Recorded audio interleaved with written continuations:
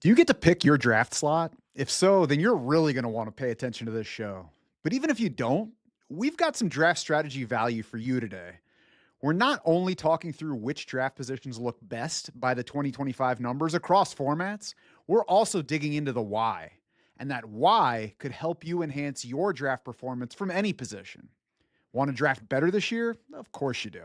And that's why we're here. An all new Draft Sharks podcast starts right now.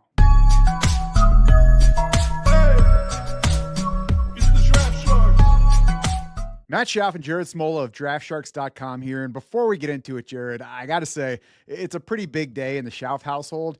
We just dropped the oldest of our three kids off her freshman year of college. And then after this recording, after we're done making this show, we got to go get her again because we're going to go pick up her first car. So it's like, it's a roller coaster of emotions for her. And we're not even sure exactly when. It's like, okay, bye. We'll see you in a while. It's quite a lot going on over here. My first thought is that you're old, having a kid in college. My second thought is just that's got to be a crazy feeling. We're about to send our first to kindergarten on the bus, and I can't imagine putting her on a bus right now and just saying bye. So putting her in an entirely different place at college has to be scary, but I'm sure exciting too, and probably nice to be one kid later.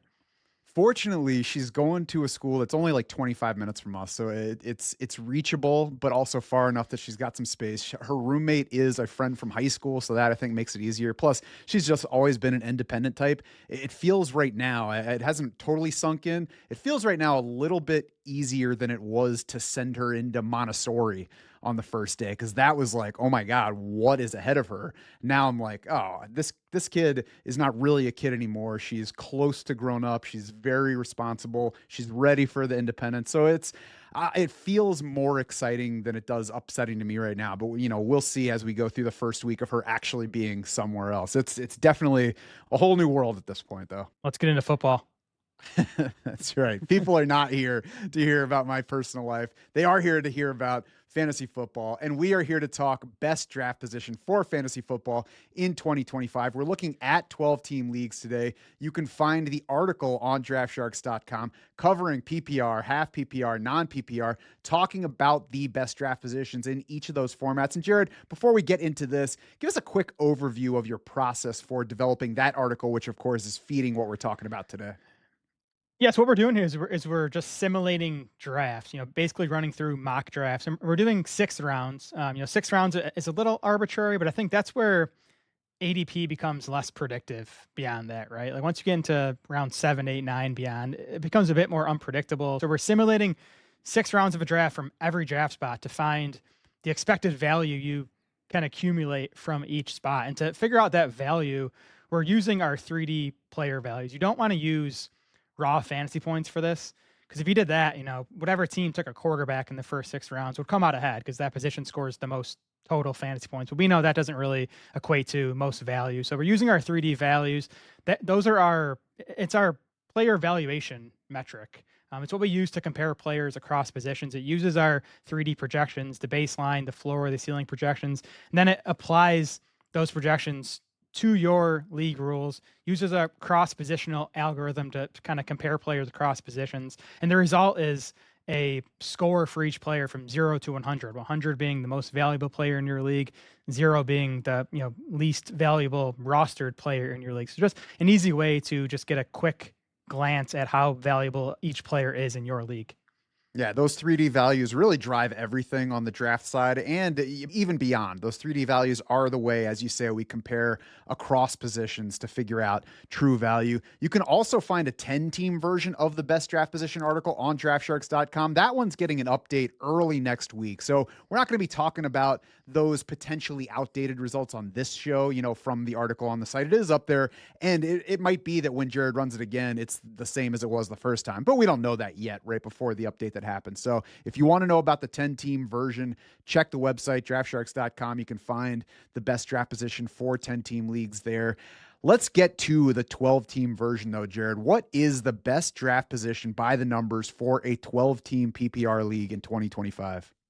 So the best draft position, 12-team PPR, using Draft Sharks rankings is pick number 5 or 6. And it's 5 or 6 because you're going to land on the same team from either of those draft spots. It's going to be CD Lamb in round 1, Jonathan Taylor in the second round, T Higgins in the third round. That's just an ideal start for me. I love all three of those players this season. And then it's Mike Evans, Tedero, McMillan, Jalen Waddle, rounds 4 through 6. Now, I will say in this case, you're taking 5 wide receivers in the first 6 rounds, which isn't always ideal. I think it's okay though in a full PPR if you can start 4 wide receivers, if you're getting, 3 wide receiver spots and a flex. You could also easily, in this case, sub in James Conner for Mike Evans in round 4. You could sub in Isaiah Pacheco for Jalen Waddle in round 6. So there's obviously variations of this, but based on our rankings and current ADP, pick 5 or 6 is the best spot to be in 12-team PPR leagues.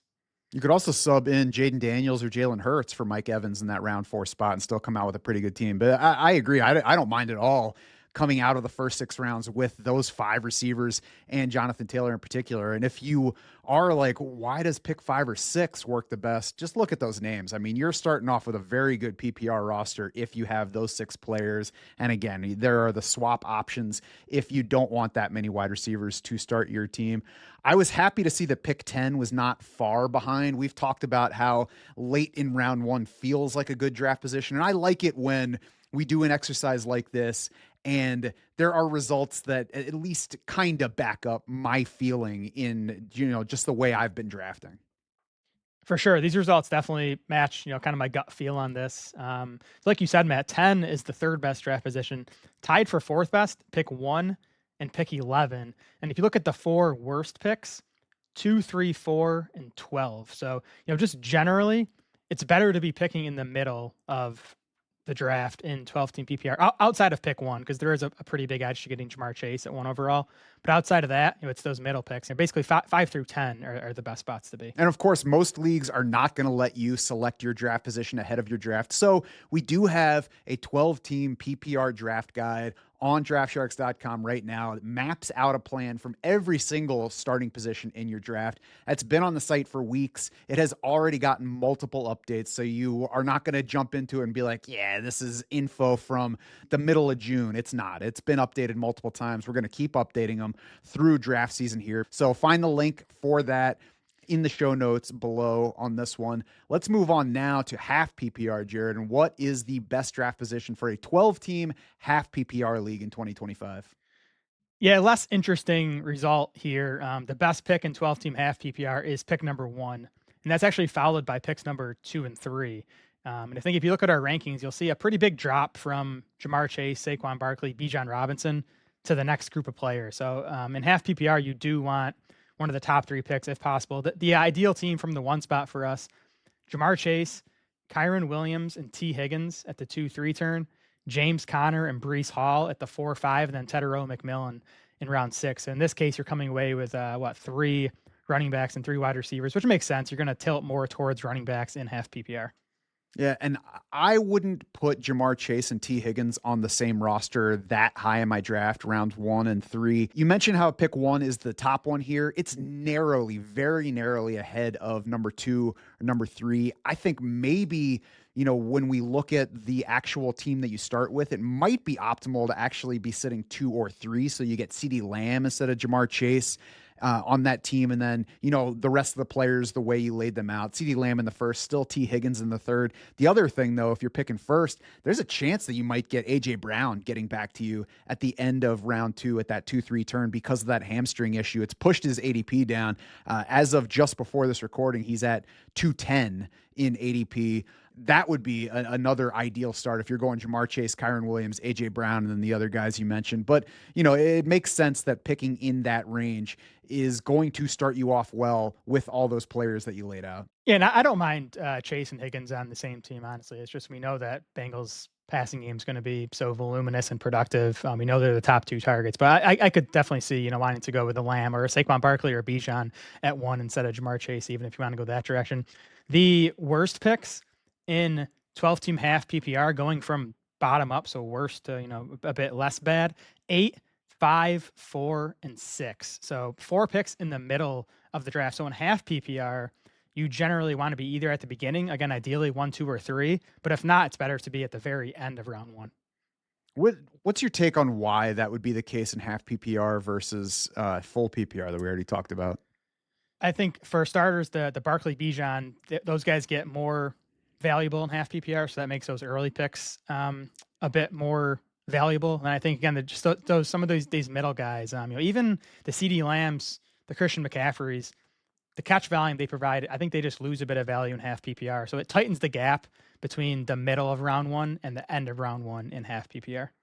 Yeah, I think the boost that those mid round one guys get from receptions in full PPR, it dissipates when we move to half PPR, and that pushes the value, to Yeah. Jamar Chase at the beginning, to the running backs that you mentioned at the beginning, and then also to the end of round one, because then you're getting two of those, top 14, 15 players on the board. So it makes Yeah. sense for things to work out that way.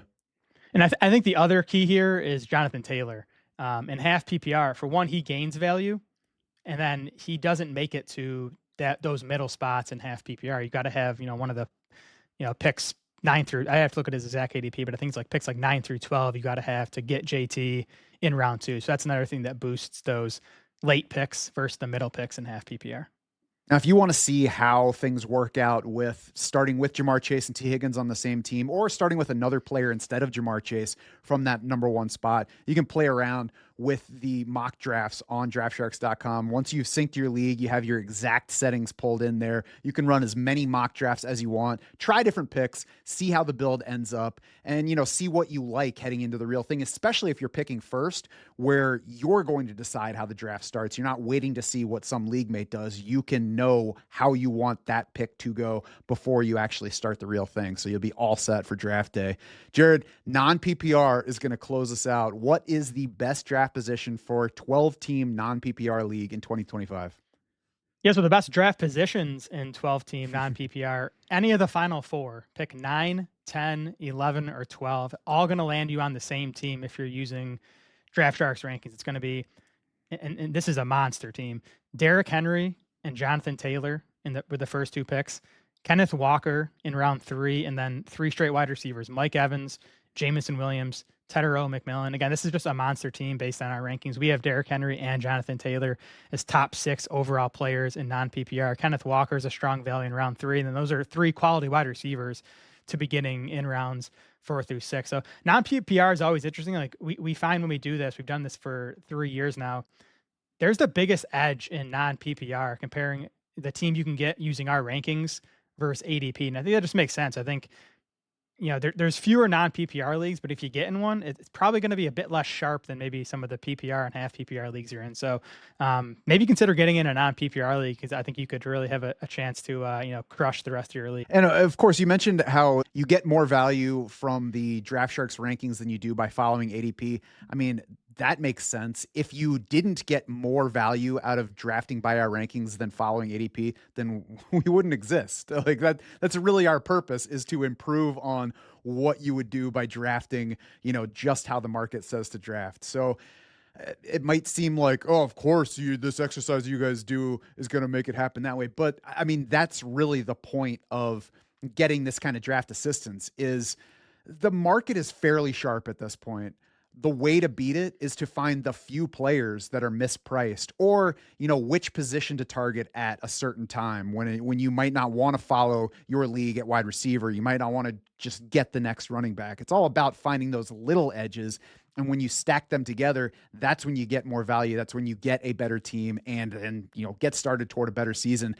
If you're looking at this non-PPR start that has 3 running backs in the first 3 slots, that might make you think, I don't know about starting with 3 running backs. If I can only put 2 of them in my starting lineup every week, maybe you can start a third in your flex. But that gets into that zone that we talked about on our last show about how we like so many of the wide receivers in that round 4, 5, 6, 7, 8 range, like throughout there. We really like the pool of receivers. And that's only going to get easier to navigate when we take away the full PPR scoring, because we can find plenty of guys with the capability of scoring in that range and a little bit less predictability among the group, a little bit less of the higher volume targets, taking the lead over the other guys around them in that section. Yeah, I think the biggest edge in non-PPR and why you can kinda, maybe dominate your league more than otherwise is running backs being undervalued in non-PPR. If you look at our rankings compared to non-PPR ADP, we're just higher on most of the running backs, especially at the top of the board. So that's why again, and by the way, it's similar in non-PPR as it is in half PPR, where the middle picks are the worst in non-PPR. If you can't get one of those last 3 spots, I think you wanna go to I think 1 or 2 to get Saquon Barkley or Bijan Robinson, who are our top 2 players in non-PPR. So similar as in half PPR and non-PPR. If you can't get one of those last 4 spots, try to get a pick at the very start of your draft. Now, like I said earlier, if you're in a league that does not let you pick your draft position, we have those draft guides for multiple formats. We have it for 12 team PPR, we have it for half PPR, we have it for non PPR, we have it for 10 team, 8 team, 4 team, super flex. You can find the draft guide for your format. I will include the links for the 12 teamers in the show notes below, but you can find your format on draftsharks.com. The ultimate draft plan, of course, sync your team at DraftSharks. That will automatically import all of your league settings. It'll create a customized draft war room with rankings and pick recommendations that match your draft, and it'll live sync with your actual league draft as you go, removing players as they're drafted to stay up to date with exactly what's going on in your specific draft. So it's not guessing at what the next best value is. It's showing you exactly what the next best value is based on what's happening in your draft, what's on your team, what everybody else in your league has. And even if you draft offline and you can't use the sync, you just switch to manual mode, mark the players as they're drafted. You will get the exact same level of pick recommendations as you go throughout your draft. And before you ask, yes, you will have up-to-date projections and rankings whenever you're drafting, because at DraftSharks, our goal is simple. We want to be your unfair advantage. Hey!